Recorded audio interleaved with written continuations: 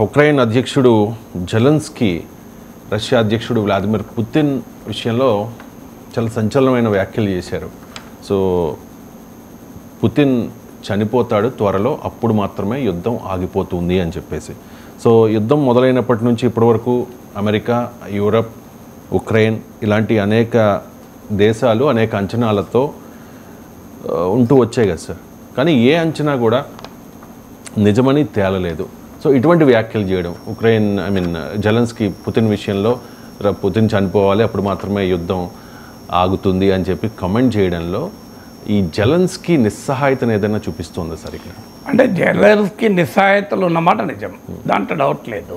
ఎందుకంటే ఈ ఉన్న పరిస్థితి ఏంటి, నిన్నటిదాకా తనకు అండగా ఉన్న అమెరికా ఈరోజు ఉక్రెయిన్కు సాయం చేస్తానికి నిరాకరిస్తుంది. ఇప్పటి వరకు యుక్రెయిన్కు అమెరికా $65 బిలియన్ మిలిటరీ సాయం చేస్తే యూరప్ $51 బిలియన్ మాత్రమే ఇచ్చింది. అందువల్ల అమెరికా లేకుండా యూరప్ ఒక్కటే ఆర్థిక మిలిటరీ సాయం చేసి యుద్ధ భూమిలో ఉక్రెయిన్ నిలపలేదు. రెండవది, అమెరికా ఆయుధాలేమో దాని గోడౌన్లకు వెళ్ళి అమెరికాకున్న సర్ప్లస్ వెపన్స్ను ఉక్రెయిన్కు సప్లై చేస్తూ వచ్చింది. అందువల్ల ఉక్రెయిన్కి ఇప్పటి వరకు ఈ 3 ఏళ్లలో వెపన్స్ షార్టేజ్ వల్ల యుద్ధం చేయలేని పరిస్థితి ఉక్రెయిన్కి రాలేదు. ఇవాళ పరిస్థితి ఏంటి, అమెరికా ఆయుధాలు ఇవ్వక యూరప్ ఆయుధాలు ఇవ్వాలంటే యూరప్కు సర్ప్లస్ మిలిటరీ ప్రొడక్షన్ లేదు. యూరప్ ఇవాళ తన మిలిటరీ ప్రొడక్షన్ ఎన్హాన్స్ చేసుకొని తన మిలిటరీ ఎక్స్పెండిచర్ పెంచుకొని ఉక్రెయిన్కి సాయం చేయాలి. ఇది రెండవ కారణం. మూడవ కారణం ఏంటంటే యూరప్ ఈజ్ డివైడెడ్. ఈవెన్ ఉక్రెయిన్కు ఎంత సాయం చేయాలి, ఎక్కడ దాకా చేయాలి, ఎంత మేరకు బ్యాక్ చేయాలి అనే దాంట్లో యూరప్ ఈజ్ టోటలీ డివైడెడ్. నాలుగవది, సెక్యూరిటీ గ్యారంటీలు కావాలి, అమెరికన్ ఫోర్సెస్, యూరోపియన్ ఫోర్సెస్ ఉక్రెయిన్లో ఉండాలి అని జెలెన్స్కీ అడుగుతున్నాడు. నాటో సభ్యత్వం అడిగాడు, అది కాలేదు, ఆఖరికి సెక్యూరిటీ గ్యారంటీ అడుగుతున్నాడు. ఈ సెక్యూరిటీ గ్యారంటీలకు అమెరికా ఒప్పుకోవడం లేదు. అవన్నీ వదిలేయండి, మాకు మీ మినరల్ రిసోర్సెస్ ఆఫర్ చేయండి, అదే పెద్ద సెక్యూరిటీ గ్యారంటీ అంటున్నాడు. 4+4 ఆఫర్. మొదటిసారిగా కంట్రీ డిలైట్ పాలని 4 రోజులు ఆర్డర్ చేసిన వాళ్ళకి మరో 4 రోజులు ఫ్రీ. ఇంకెందుకు ఆలస్యం, యాప్ని డౌన్లోడ్ చేసుకోండి. Download the country delight app now. So ఒక రకంగా జెలెన్స్కీ 20% ఆఫ్ ద ల్యాండ్, ఇలా ఉక్రెయిన్ ల్యాండ్ను రష్యా ఆక్రమించుకున్నది. దీనికి కౌంటర్గా కరస్క్ ప్రాంతంలో ఉక్రెయిన్ కొంత రష్యన్ భూభాగాన్ని ఆక్రమించుకుంది. కానీ ఈ మధ్య ట్రంప్ చేతులెత్తేయడం వల్ల రష్యన్ మిలిటరీ అఫెన్సివ్ పెరిగి నార్త్ కొరియన్ సోల్జర్స్ కూడా 10,000 మంది అక్కడ ఫైట్ చేశారు. ఆపరేషన్ కరస్క్లో భాగంగా ఉక్రెయిన్ ఆక్రమించుకున్న రష్యన్ భూభాగంలోని 90% ఏరియా లిబరేట్ అయిపోయింది, తిరిగి రష్యా కైవశం చేసుకుంది. అందువల్ల ఇవాళ ఉక్రెయిన్కి ఒక పెద్ద బార్గెనింగ్ చిప్ జెలెన్స్కీ. మీరు మా ఈస్టర్న్ ప్రాంతంలో, ఈస్టర్న్ ఉక్రెయిన్లో లుహాన్స్క్, డొహెన్స్క్, డాంబాస్ ప్రాంతంలో రష్యా ఆక్రమించుకున్న ఉక్రెయిన్ భూభాగాలను వెకేట్ చేస్తే మేము కరస్క్ ప్రాంతంలో వెకేట్ చేస్తాము అని ఒక బార్గెనింగ్ చేద్దాం అనుకున్నాడు జెలెన్స్కీ. కానీ ఈ ఆపరేషన్ కరస్క్లో Russia 90% of the Ukraine occupied territories liberate చేయడం వల్ల ఆ బార్గెనింగ్ కాస్త కోల్పోయింది.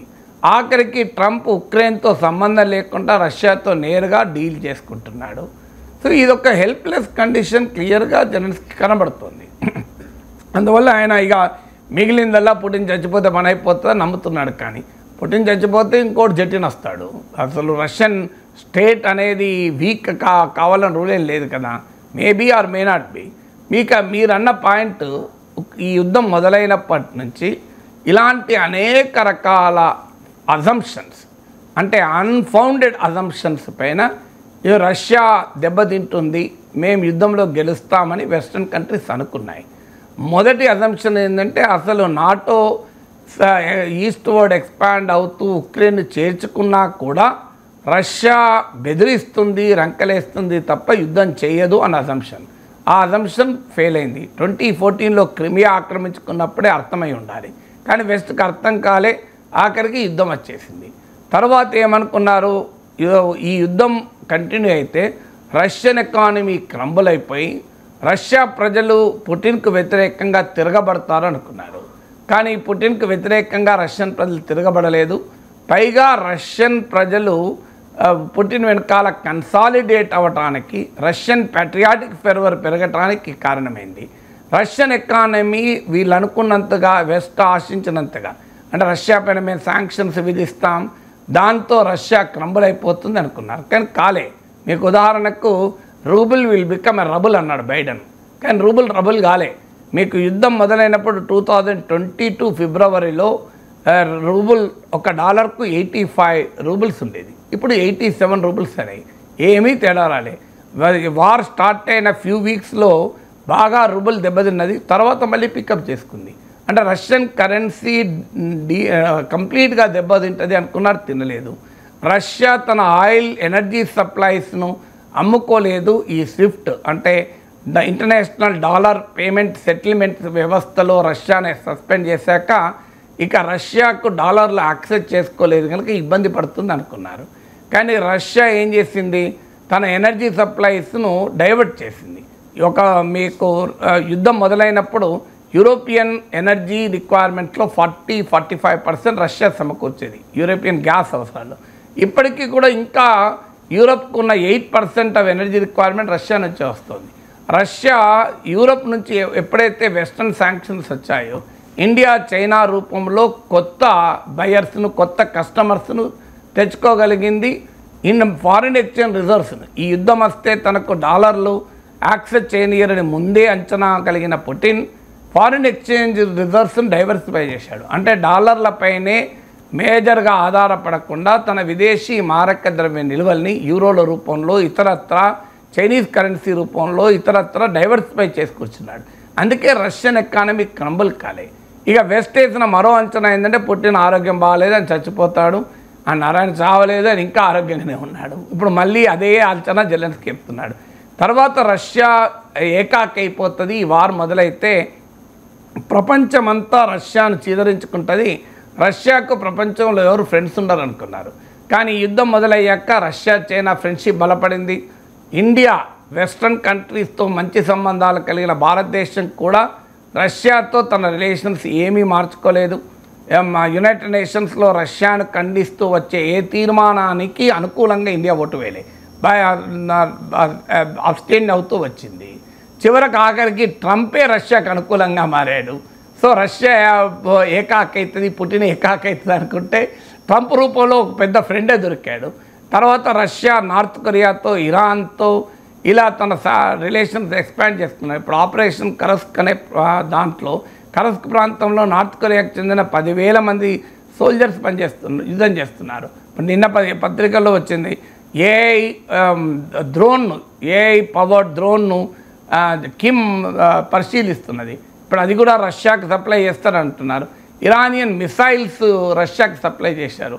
అంటే రష్యా ఏకాకి అవుతుంది అనుకుంటే రష్యా కొత్త ఫ్రెండ్స్ని తెచ్చుకుంది. రష్యా వ్యతిరేక శిబిరం మాత్రం చీలిపోయింది. మీరు రష్యా ఐసోలేట్ కాలే. ఇవాళ ఐసోలేట్ ఎవరయ్యారు? ఉక్రెయిన్ పరిస్థితి ఐసోలేట్ అయింది. అమెరికా మద్దతు ఇవ్వడం లేదు. అమెరికా యూరప్ మధ్యలో ట్రాన్స్ అట్లాంటిక్ అలయన్స్ బ్రేక్ అవుతోంది. నాటో భవిష్యత్తు ప్రశ్నార్థకమైపోయింది.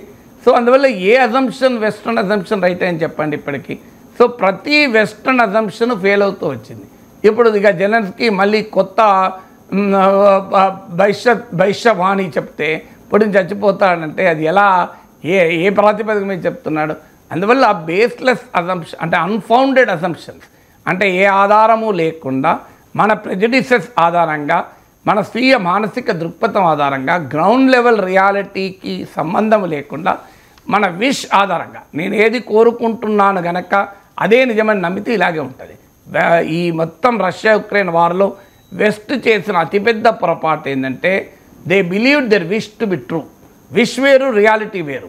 సో నాకు విష్ ఉండొచ్చు, నేను బాక్సింగ్లో నెంబర్ 1 రావాలని అని చెప్పి నేను ఒక బాక్సర్ను పట్టుకొని బాక్సింగ్ చేసిననుకో ఏమవుతుంది, 4 పంచులు ఇస్తే నేను లేవ కూడా లేవు, మళ్ళీ వారం రోజులు విశ్లేషణకు రాను. నా విష్ ఉండొచ్చు, ఎస్ నాకు బాక్సింగ్ చేయాలని విష్ ఉంది, నేను పెద్ద బాక్సర్ కావాలని నాగేశ్వరికి విష్ ఉంటుంది. అయిపోతుందా? నాకు నా గ్రౌండ్ రియాలిటీ ఏంటి, నేను బాక్సింగ్ చేయగలుగుతున్నా. నా విషయం నిజమనుకోని నేను బాక్సింగ్ రింగ్లో దిగింది అనుకోండి, నన్ను కొట్టాల్సిన అవసరం లేదు, నేను ఆ బాక్సర్ను కొట్టి పడిపోతా. అందువల్ల your wish is different, reality is different. ఇప్పటికీ కూడా యుక్రెయిన్ కానీ వెస్ట్ కానీ తమ విషెస్ ఆధారంగా తాము ఏం కోరుకుంటున్నారు, పుటిన్ చచ్చిపోవాలని కోరుకుంటున్నారు, పుటిన్ సస్తానని అనుకుంటున్నారు. రష్యా ఐసోలేట్ కావాలని కోరుకున్నారు, రష్యా ఐసోలేట్ అవుతుందని అంచనాకు వచ్చారు. రష్యన్ ఎకానమీ క్రంబుల్ కావాలని కోరుకున్నారు, రష్యన్ ఎకానమీ దెబ్బతింటుందని అంచనాకు వచ్చారు. ఇవన్నీ వాళ్ళ విష్, అది అంచనాగా విష్ వేరు, అంచనా వేరు, రియాలిటీ వేరు. కానీ తాము ఏమి కోరుకుంటున్నారో అదే వాస్తవం అని భ్రమపడి రష్యాకి ఇవాళ ఈ అడ్వాంటేజ్ ఇచ్చింది వెస్ట్.